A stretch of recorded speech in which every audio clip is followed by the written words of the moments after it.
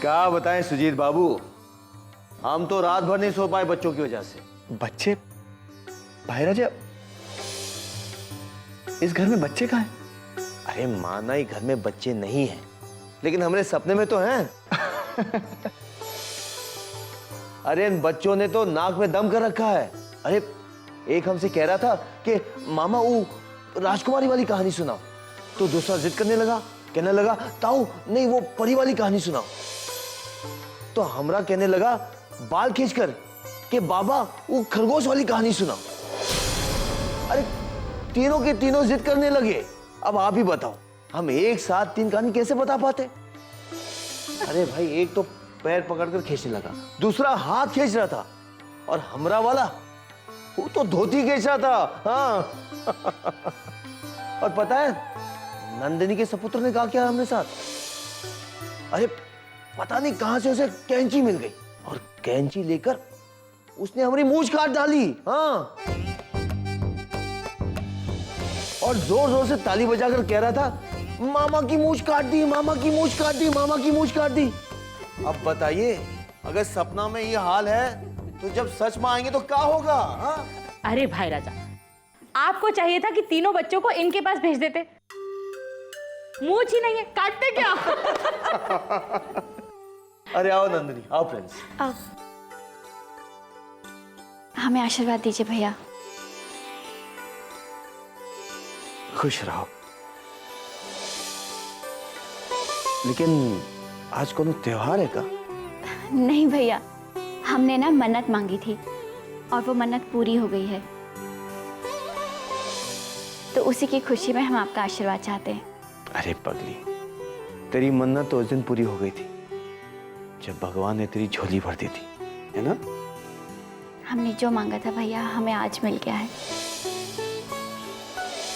हम इसीलिए मंदिर जा रहे हैं।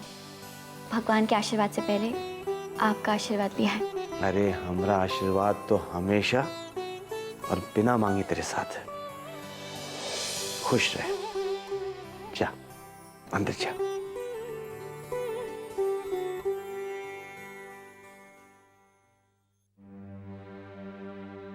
देखा फातिमा भी, हम सबकी चिंता कभी नहीं निकलेगी इसके दिमाग से। पिछले जन्म में हमने कोई अच्छा ही कर्म किया होगा। नंदनी उसका ही फल है ना? हाँ राजा।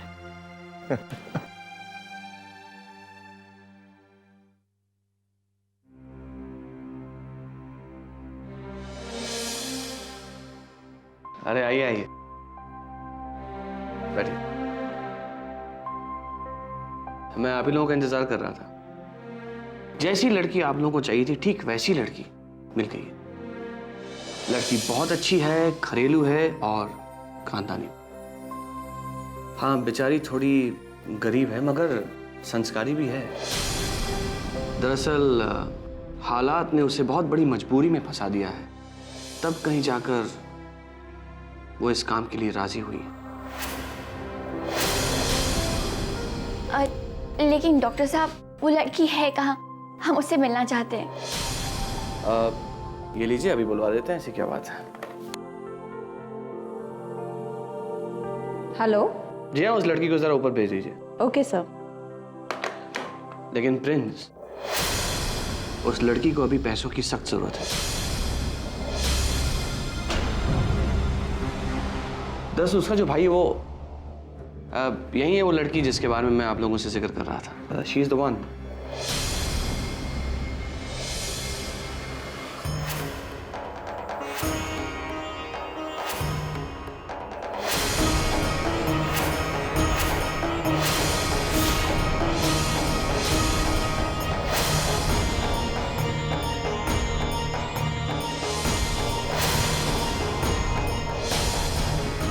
मुक्ति, तुम?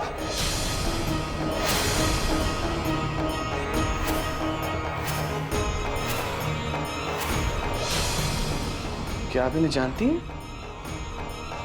हम आपको वो सब कुछ बाद में बताएंगे। आप पहले हमें ये बताइए आपको ये लड़की कहाँ मिली? हॉस्पिटल में।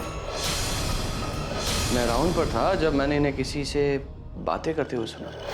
तेरे को 10 लाख रुपए मांगता है ना, तो आज से ही तुझे कोठी में बैठना पड़ेगा। अगर तुझे सौदा मंजूर हो तो आज शाम को आ जाना।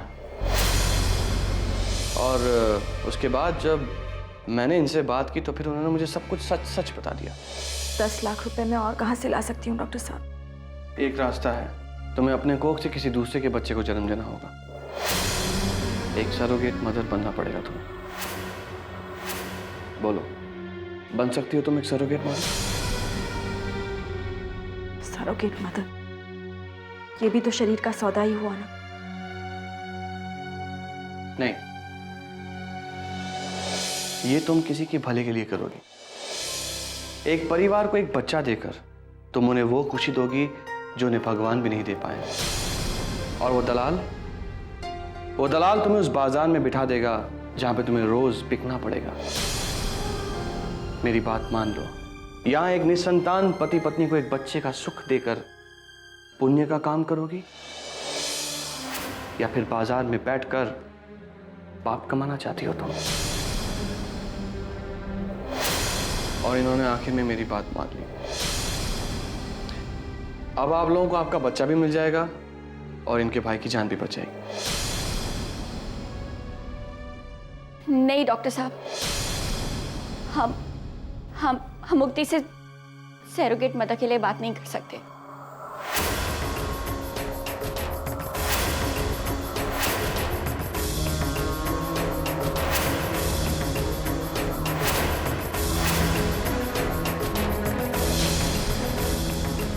नहीं, हम इनके साथ अन्याय नहीं कर सकते।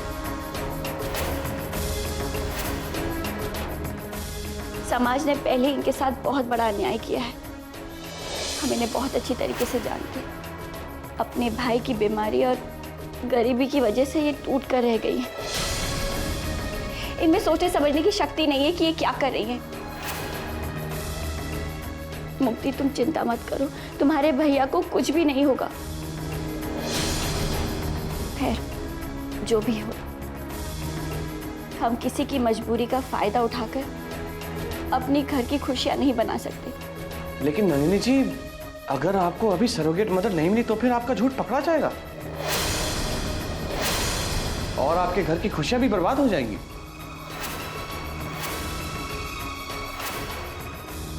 वो सब कुछ जो भी हो डॉक्टर साहब, लेकिन हम किसी की मजबूरी का फायदा उठाकर अपने घर की खुशियां नहीं बढ़ा सकते।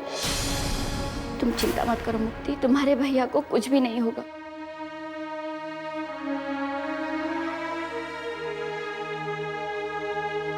डॉक्टर साहब, हम अपने लिए दूसरी सरोगेट मदर ढूंढेंगे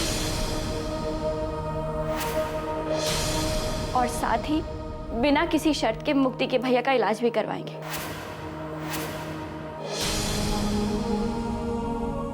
और मुक्ति, तुम्हें इस बार हमारी बात माननी होगी।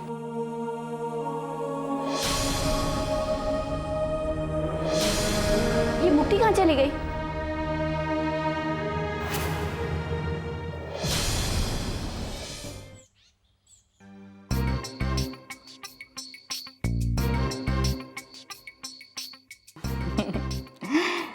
सुनो, क्या है?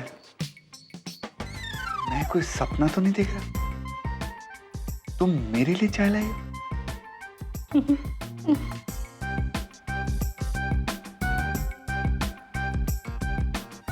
सच कहा तुमरे, तुम्हारे हाथों की बनाई हुई चाय का तो मैं स्वाद ही भूल गया। अभी आ जाएगा ना तुम्हें मेरी हाथों की बनाई चाय का स्वाद। अब तुम्हें कैसे बता दूं कि चाय मैंने नहीं, उस मुए नौकर रामू ने बनाई। वाह, सुनो, तुमसे ना एक बात कहनी है। मुझे पता था, बगैर मतलब तुम कुछ नहीं करोगे। नहीं नहीं नहीं, अब देखो ना, अपने पति से नहीं कहूंगी तो और किससे कहूंगी? हीरो होंडा सारे गामा 5 चैलेंज 2009 4 जुलाई से शुरू होने वाला है। तुम्हें तो पता है ना कि संगीत मेरे रोम रोम में बसा है और वो मेरा फेवरेट प्रोग्राम है। हाँ, तो मैं क्या करूं? तुम भी तो सब कुछ कर सकते हो ना, बस मुझे वहां जाके वो शो देखना है। देखो अब मैं ना सिर्फ पहले शो को ही देखने जाऊंगी। क्या है ना कि जब भी वो रात को 10 बजे शुक्रवार और शनिवार को आएगा तब मैं हमेशा टीवी के आगे बैठकर ही वो प्रोग्राम देखूंगी। तुम कुछ भी करके बस मुझे पहले शो में ले जाओ। मैं अपनी आंखों से अपने फेवरेट शो का पहला एपिसोड देखना चाहती हूँ। क्या है ना, मैं चाहती हूँ कि चारों घरानों को मैं अपनी इन आंखों से अपने सामने देखूं। चारों घराने? तुम्हें चारों घराने नहीं पता? अच्छा रुको, मैं तुम्हें बताती हूँ। पहला घराना हिमेश रेशमिया का रॉक घराना, शंकर महादेवन का लक्ष्य घराना, और तीसरा है प्रीतम का धूम घराना, और चौथा आदेश श्रीवास्तव का जय हो घराना। ठीक है, मैं कोशिश करता हूँ। मेरा एक फ्रेंड है, उससे पूछता हूँ। ठीक है? सच? ठीक है, तो मैं अभी जाके अपनी सहेलियों को फोन कर देती हूँ कि वो लोग मुझे देख ले। हाँ, क्योंकि मैं पहला शो खुद देखने जाने वाली हूँ। मैं अभी आती हूँ और तुम जल्दी से उसको फोन करो। हाँ, चाहे बाद में पीना। अरे चाय तो पीने देती, चाय पी लेता हूँ।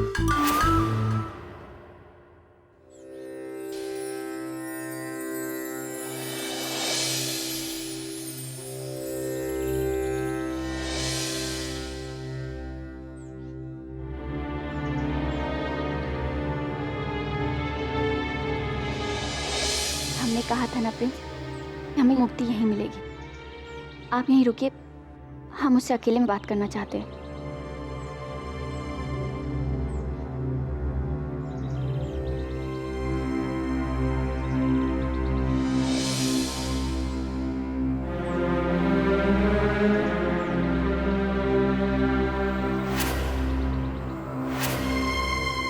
मुक्ति, तुम इस तरह यहाँ क्यों चली आई? जब इंसान हर तरफ से बेबस हो जाता है तो उसे बस भगवान का ही सहारा दिखाई देता है। लेकिन अब तुम्हें कौन सी मजबूरी है मुक्ति? हम तुम्हारे भैया का इलाज करवा रहे हैं ना। मजबूरी है नंदिनी जी, मजबूरी है। पहले शरीर बेचने की मजबूरी थी और अब अपनी आत्मा बेचने की मजबूरी है। वो दलाल मेरे भैया के इलाज के लिए पैसे देकर मेरा शरीर मांग रहा था, मगर आप मुझे पैसे देकर मुझसे कुछ भी ना लेकर मेरा जमीन, मेरी आत्मा खरीदना चाहती है। ऐसा कुछ भी नहीं है मुक्ति, हम सिर्फ तुम्हारी मजबूरी का फायदा नहीं उठाना चाहते।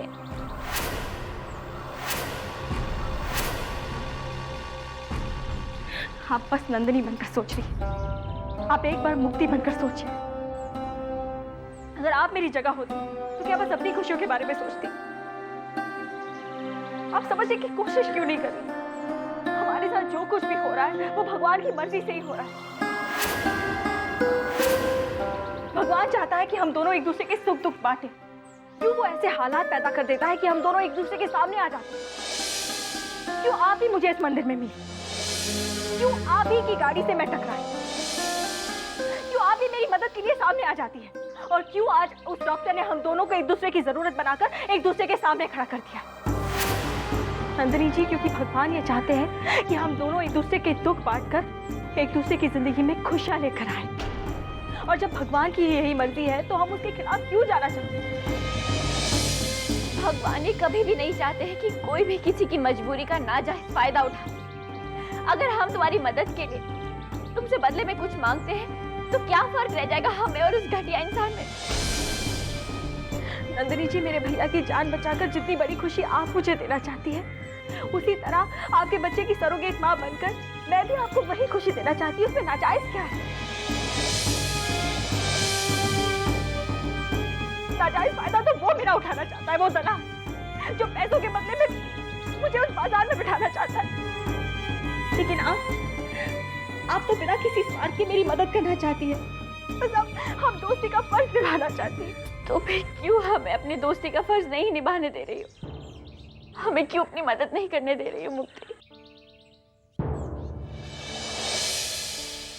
दोस्ती का फर्ज नंदिनी जी, बस यही दोस्ती का फर्ज मुझे रोक रहा है। आप तो मेरे भैया की जान बचाकर दोस्ती का फर्ज निभा रही है, लेकिन मुझे अपना फर्ज निभाने से दूर क्यों रखना चाहती है आप? क्यों? क्योंकि हम दोस्ती को सौदे में नहीं बदलना चाहते। कुछ देकर बदले में कुछ लेना सौदा कहलाता है मुक्ति। ये सौदा नहीं है नंदिनी जी। अगर मेरी खुशियों के बदले मैं आपको आपकी खुशियां दे सकूं तो ये सौदा नहीं है। आपको भी मेरी उतनी ही जरूरत है जितनी कि मुझे आपकी। आप माँ बनने के लिए तड़प रही हैं और वो खुशी आपको सिर्फ मैं ही दे सकती हूँ। ये जाने के बावजूद भी अगर मैंने आपकी मदद नहीं की तो मेरी आत्मा मुझे कभी माफ नहीं करेगी। मुक्ति, हमें सैरोगेट मदर के लिए कोई और मिल जाएगा, लेकिन तुम्हारे भैया को इस समय पैसों की जरूरत है। तुम हमारी बात को समझने की कोशिश करो। आप मेरी बात क्यों नहीं समझ रही है नंदिनी जी? भगवान चाहते हैं कि हम एक दूसरे की मदद करें। आपको याद है हम पहली बार भी इसी भगवान के सामने यही मंदिर में मिले थे। भगवान के लिए नंदिनी जी मेरी बात मान लीजिए। हमें तुम्हारी कोई बात नहीं सुननी है। तो ठीक है, मुझे भी एक तरफा दोस्ती नहीं चाहिए।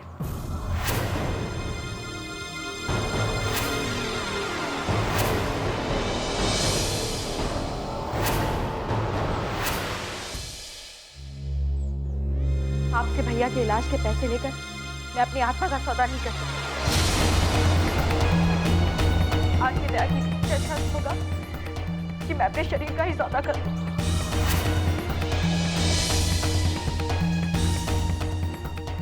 अब मेरे भाई को बचाने के लिए मेरे पास दो ही रास्ते बचे हैं।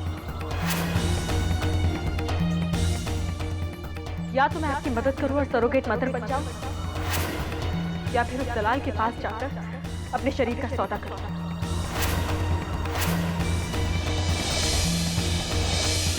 फैसला आपको करना है नंदिनी जी।